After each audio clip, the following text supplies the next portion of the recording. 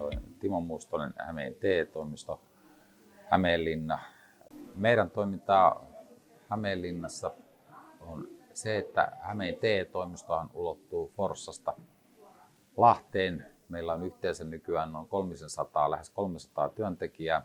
Meidän toiminnassa meillä lähtee opiskelijoita omaehtoisen opiskeluun muun muassa työttömyysturvalla tuettuna. Aika ei kauhean montaa, mutta jonkun verran tullut tänne teidänkin suuntaan opiskelijoita tietenkin. Erityisesti meikäläisen roolissa on ollut sitten nämä työvoimakoulutukset, mitkä ollaan toteutettu sitten teidän talon kautta ja kanssa. HAM-koodari-hankkeen puitteissa tämä homma lähti liikkeelle, kun otit meidän toimistoon yhteyttä ja kerroit tästä projektista ja kysyit, että olisiko meillä kiinnostusta lähteä mukaan sellainen, että sitä koulutuksesta tietyllä tavalla pieni siivu toteutettaisiin työvoimakoulutuksena, ja näinhän me sovittiin sitten keväällä 2020, että näin tehdään. Se laitettiin meillä normaalisti työvoimakoulutuksena hakuun ajalle 16.3.8.5. Ja silloin mulla oli siihen koulutukseen 50 hakijaa, joista sitten 10 siihen koulutukseen valittiin. Sen aloitti 8, sen suoritti 8 ja se meni sellaisenaan suunnilleen suunnitellusti. Ja sama homma otettiin sitten syksyllä 20 uusiksi, 24.8.18.12 ajalla suoritettiin tämä koulutus uudestaan ja nyt hakijoita oli yli 70. Nyt kuitenkin syksyllä taisi olla näin, että meillä se hakijataso ja heidän lähtötaso ei ollut ihan sitä, mitä oltaisiin kaivattu. Niin siihen otettiin vain 5 henkilöä siinä vaiheessa koulutukseen mukaan. Ja tätä todettiin, että tämä olisi mielenkiintoinen uusi avaus. Meillä ei koodarikoulutuksia sellaisenaan ole alueella ihan tällainen yleishaussa ollut. Jotain viritelmiä rekrytointien suuntaan on kyllä toki aikanaan pyöritelty ja läheltä liippaavia koulutuksia, mutta näitä ei ole tainnut aiemmin työvoimakoulutuksena ollut. Ja edelleenkin mietitään, että kyllä näistä sen verran hyvät kokemukset ja yhteistyö sitten HAMKin kanssa on ihan ok sujunut, niin mietitään tähän niin kuin tietyllä tavalla osaa 3 pienellä modifioinneilla sitten tuonne ensi vuoden alkupuolella. Hyviä puolia oli tämä, että me saatiin laajennettua tätä meidän koulutusrepertuaaria. Meillähän on pääsääntöisesti tällä alueella nämä koulutukset toteuttaa toisen asteen työvoimakoulutukset toisen asteen oppilaitosten kanssa, eli Pyrian Riihimäellä, Lounais-Hämeen koulutuskuntayhtymä ja Faktia Forssassa ja Tavastia täällä.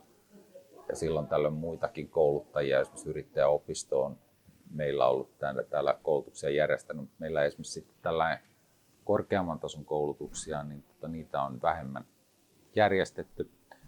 Korkeasti koulutettujen osaamissalkku-niminen koulutus on Syolla. Just ollaan laittu hakuun ensi vuodessakin ja taitaa tälläkin hetkellä vielä meillä pyöriä. Mutta vähemmän tämän tyyppisiä on ollut, että tämä on ihan hyvä lisä meille. Ja hyvin mielellämme sitten se 3. kierros tähän nyt otetaan, koska kuitenkin meillä myös tästä aiheesta kiinnostuneita ja sitten yleensä korkeakoulutettujakin on hakijoina valitettavan paljon meidän alueella työttömänä. Parannettavaa tässä koulutuksessa olisi lähinnä just se, että tämä koulutus, erityisesti viime keväänä oli semmoinen siivu tästä isommasta kokonaisuudesta.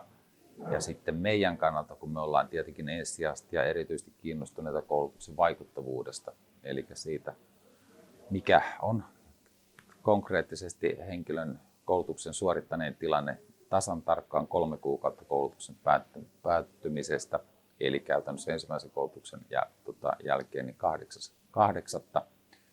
Onko hän meillä työttömänä työnhakijana vai olisiko koulutus auttanut häntä johonkin toiseen ratkaisuun.